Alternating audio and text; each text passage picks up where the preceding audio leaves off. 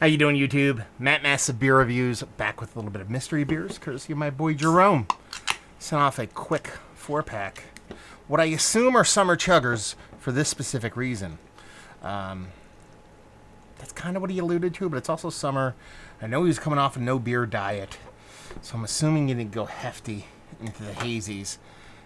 I would be wrong, because that is a soupy, dense, ridiculously turbid hazy. Two fingers, infinite creaminess, crumbling down a little bit on its sides. I mean, it has that classic mystery beer stylings over here, and just that rich, dense, super double IPA action going on there. Yeah, big old hazy. Assumptions are asses out of you and me. So, turbid fruit juice. It's good nose. Yeah, I mean, this is just straight fruit juice, bubblegum fruit juice. You know, it's juicy fruit with real fruit. But it's definitely like leaning heavily in the tropical end of things. A little bit of soft citrus, a decent amount of stone fruit. It's not literally because it's not actual fruit, but you know, it's coming off that huge tropical fruit up front, followed by that nice stone fruit, fuzzy ripened peachiness, and that ever so present kind of citrus fruit kind of underneath. It has that bubblegum kind of yeastiness phenolic to it that just kind of makes it getting that kind of juicy fruit, bubblicious kind of thing going on.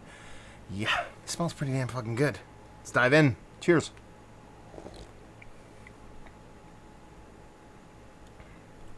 Okay. That wasn't nearly as sweet, nearly as impactful as I thought it was going to be. I shouldn't use that word, impactful. It's impactful. It's not as big of a beer. I thought it was going to be, based off of the nose and based off the look, I thought it was going to be like an 8, high 8s, mid to high 8s. I think we're in the low 7s, high 6s now. Still, there's tropical fruits, but that citrus fruit has kind of jumped to a head and kind of tied it. And that kind of aspect, that stone fruit is definitely coming in that second, third player now. There's a soft little generic green bittering on the other side of things, but in the grand scheme of things, it's a non-bittering beer. They tried to knock out all the bitterness in this beer, let's put it that way. It's got a nice mouthfeel. It's not going to be confused with that water nerdy super softness, but it's quite nice. It finishes a little bit dry, which kind of turns me on. This is pretty good stuff. I think I've had this. I've had to have had this brewery before. It's so familiar. Who is this? I don't know who this is, but I like it. So what is it, though? It's a 7.2% IPA, super hopped, Citra, Galaxy, and then probably some new school, maybe Sabro, because I am getting this soft kind of creamy vibe. Doesn't necessarily comes off more like berry to me, or grapey to me, more than coconutty, but it has this softness to it. It almost has like a heavily oated thing going on to where I know it's not lactose, but it kind of gives you a little bit of those vibes. So 7.2, super IPA, those kind of 3 hops, done and done.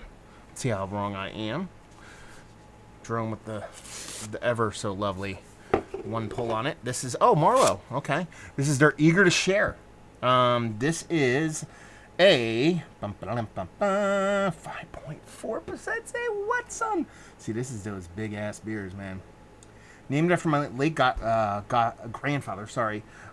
These beers attempt to honor his memory. Well, we believe in balance. Blah blah blah blah blah. I don't. Okay. Eager to Share this American Pale Ale brewed with Citra, Mosaic, and Galaxy. I missed on this Mosaic. But yeah. Did I have this before? Did I review this before? If not, this is pretty damn good stuff. And it drinks like 7%. It drinks nowhere near that 5.4%. It comes off as a much bigger beer as far as impact goes. I should have known it was like a little bit bitty of a beer because of how not sweet it was. But man, as far as like hazies hitting above their weight class, this is up there. And I really do enjoy a lot of the stuff that I've had from Marlowe. I had some collabs. I had their lager, which is quite nice. And this is probably one of the better, sub 6% hazies that I've had in quite some time. So they ain't fucking around out there, man. Cool labeling. Seagulls and fruit. There you go. Eager to Share. What do you want? Delicious hazy. So there you go. Fun little mystery beer. Let's talk about it. One of the better hazies, especially in that sub 6 category, absolutely, without a doubt. Value and availability, I don't know, but I know Marlowe stuff gets distro. I believe they're part of the 12% beer project. Yes, they are. So most likely you get a decent amount of distro up here in the Northeast area. And leave you with, if you like what we like this beer, if you like big hazies but you want a lower ABV, I mean, that's kind of my wheelhouse. That's that soapbox I get on top of, and this one really does it. So, yeah, if you dig those things, you'll like this. Definitely worth a pickup. So there you go. Another review in the books. Hopefully you guys enjoyed it. Down there if you want to talk about it. Massive Beers if you want to check me out doing the social media stuff. Beer Massive. Want to check me out doing the whole podcasting thing. And hopefully you guys enjoyed the review. Hopefully you're enjoying a little hazy right now. Hopefully see you next time. Cheers.